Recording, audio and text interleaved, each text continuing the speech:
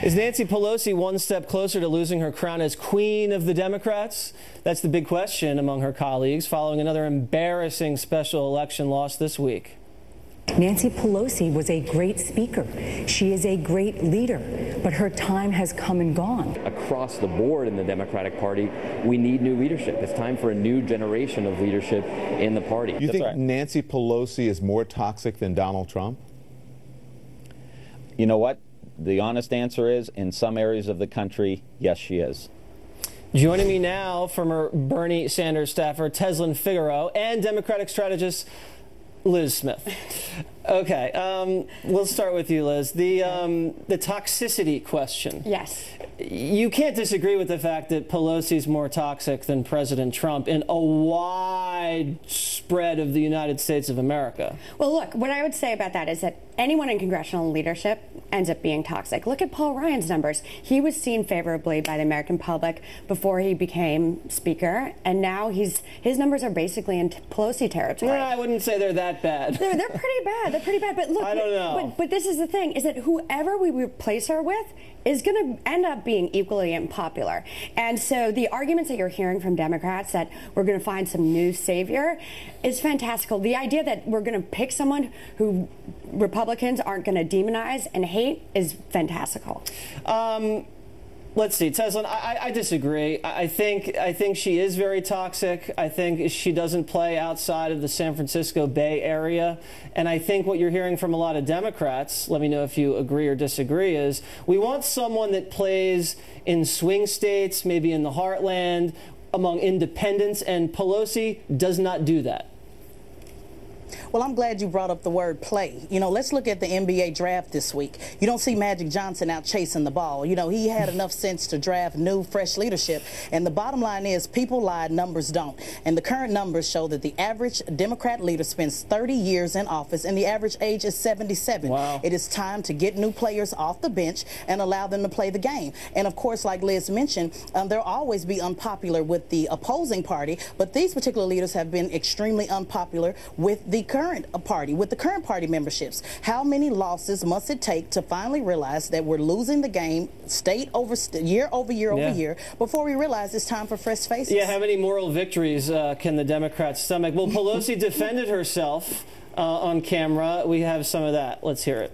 I respect any opinion that my members have, but my decision about how long I stay is not up to them. I am a target, and they always want to choose our leaders, and usually they go after the most effective leaders. Okay, that was quite the statement. Real quick, does she stay or go? Yes or no? Yes, she will stay because there is no one better to replace her, and if Tesla has an idea on who is better, I'd love to hear it. Tesla, does she stay or go? What do you think? I think she leaves, and I think Liz does exactly, you know, what most Democrats do, which is continue to encourage the establishment to stay, even if they've been ineffective, losing year over year over year, 1,000+ seats. It's time to go, Nancy. You sound very ageist. Okay, it's just because she's 77 doesn't mean she's not effective, even though she's not effective. That's true. Magic Johnson is effective. The left constantly claims to be the party of compassion, but their actions these past 2 weeks have been anything but. After Otto Warmbier's tragic death this week, we learned that liberal outlets mocked him when he was first arrested in North Korea. Salon published this headline, quote, "This might be America's biggest idiot frat boy.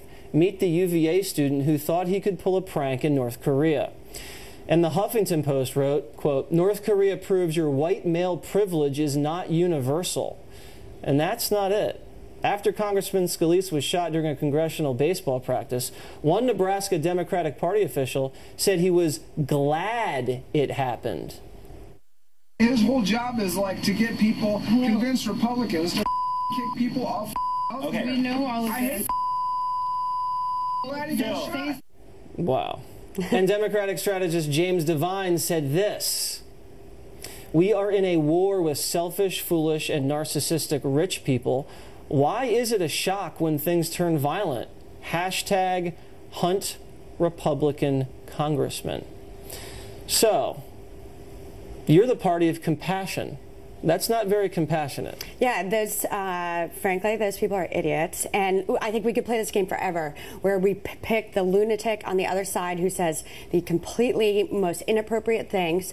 Let's to be fair, after Gabby Giffords was shot, were there a lot of Republicans saying disgraceful things for a week and a half? But who are these people? I've never heard of these people. These are Democratic Party officials. Then those people should be pushed out. They should be shunned by the party. But I've never heard of these people. And two of the people you cited up top are the media. So I don't know, maybe the media should look inward about these things. But I would agree with you on that point. I do agree that there should be more compassion, and that language is completely inappropriate, and that all those Democrats who say those sort of things should be pushed out. Figaro, these kind of statements do not make the Democratic Party look good, especially when you're running on having compassion for the average person, understanding the plight of the average worker. I mean, this kind of just disgusting language can't be helping, can it? Well, no, it certainly doesn't help. And again, I agree with Liz on that one. I can't speak to why the individual said that. But what I will say is there's a mental illness issue. You're going to see that on the right and the left. And until we actually clean leadership up on both sides of the aisle and get things going again, people are going to continue to have explosive behavior and explosive rhetoric. So this, again, goes back to people not focusing on what's important, which is putting people back to work, focusing on health care so that people can actually afford to get help for mental illness. So that's the greater issue, and those are the things that the media is not talking about as well. I agree. Listen, the media and the Democratic Party has been calling President Trump a racist traitor for the last 6 months, so I don't think that's contributing to the civil discourse. But ladies, this was a very civilized discourse. Yes, thank you. Thank you very much. Thank you. Time now for some real news you may not have heard this week. The National Security Council reportedly moved all materials regarding the unmasking of people associated with the Trump campaign and transition team by Susan Rice to the Obama Library. Not only that, none of the records will be made available to the public for 5 years, according to the Presidential Records Act. So much for transparency. Meanwhile, Canada passed a law which is supported by Prime Minister Trudeau, making it illegal to call people by the wrong gender pronoun. Critics warn that Canadians who disobey this new legislation could be charged with a hate crime, fined, or even jailed. I better not go to Canada. And new polling data showing as many as 5.7 million non-citizens may have voted in the 2008 election, which put Barack Obama in the White House. This number, far greater than previous estimates. Black Lives Matter supporter and Professor Lisa Durden has been suspended from her teaching position. Durden is blaming the suspension on this controversial appearance on Tucker Carlson Tonight earlier this month. What I say to that is boo hoo hoo. You white people are angry because you couldn't use your white privilege card to get invited to the Black Lives Matters All Black Memorial Day celebration. Wow. No. White folks crack me up all of a sudden when we want to have one day for black folks to focus on ourselves, but you've been having White Day forever. White Day forever. According to Durden, human resources officials told her someone complained that she had associated herself with the college while on the show, something Durden denies.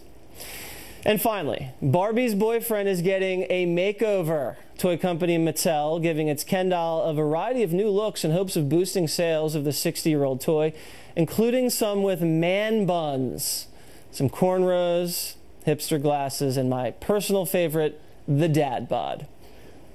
They modeled the dad bod after my proportions. Still to come, should lawmakers be allowed to carry guns all over the country? That would drive the Democrats crazy, wouldn't it?